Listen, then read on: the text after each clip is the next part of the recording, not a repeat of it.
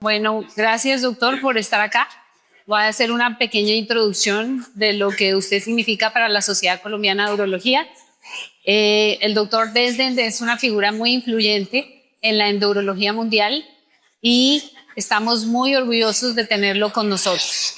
Voy a hacerle varias preguntas para que nos cuente a grosso modo qué nos puede decir. La primera entonces era lo que hablamos hace un rato. What is the worst complication in a mini PCNL and what recommendations do you have to solve? Okay. Let me first say this has been a great meeting here in Cartagena. It's a wonderful city. Like always, when I come to Colombia, the hospitality is just wonderful. So I've had a great time here at the meeting. So you've asked about complications of mini PCNL. Those would be the same as with a standard PCNL, bleeding, sepsis. Of course, we always worry about other organ injury, spleen, liver, thoracic complications. But overall, those complications should be less with a mini PCNL. Certainly the bleeding will be less. I have not done a transfusion yet in a mini PCNL case because you're not disrupting so much of the renal parenchyma, but bleeding can still happen and the treatment of it would be the same as with the standard PCNL, angiography and embolization, which will usually resolve that problem for you, but the risk of it is very small. Okay. And sepsis with the UC monitoring? I don't think the sepsis is more than it would be with the standard PCNL. I think avoidance of sepsis is the most important thing. Doing urine culture before the surgery, treating infection. I typically will give 3 days of quinolone antibiotics before a PCNL surgery to help prevent sepsis afterwards.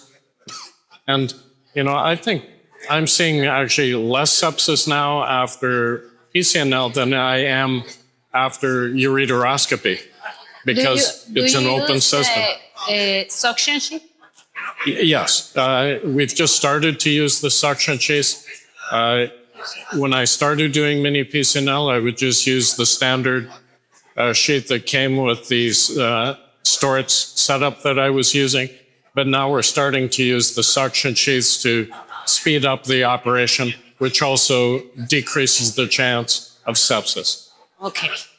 In a country like Colombia, considering the cost involved, it is applicable to perform mini PCNL versus risk calculations to stones 2 centimeters in the lower pole? Yeah, so your question is about the cost of ureteroscopy or a FANS operation compared to a mini PCNL. There actually have not been a lot of publications on that looking at the different costs. But what I would say is a FANS operation requires a lot of disposable equipment.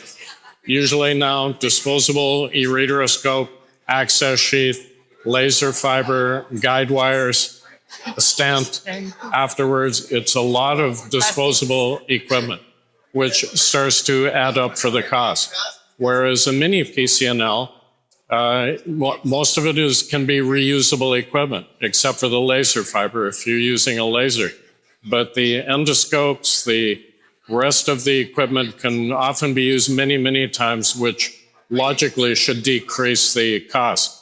The other thing I would say is not just the financial cost, but the environmental impact of a lot of disposable equipment coming out of the operating room.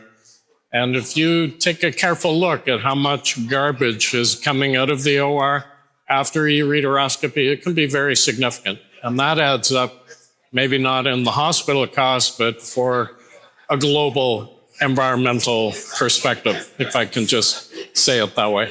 Okay, doctor, thank you very much for your appreciations. We are proud to be with you in this Congress, so welcome to Colombia every time. It's been wonderful to be here. Thank you, Thank you. Louisa. Yeah. Bye. Thank you.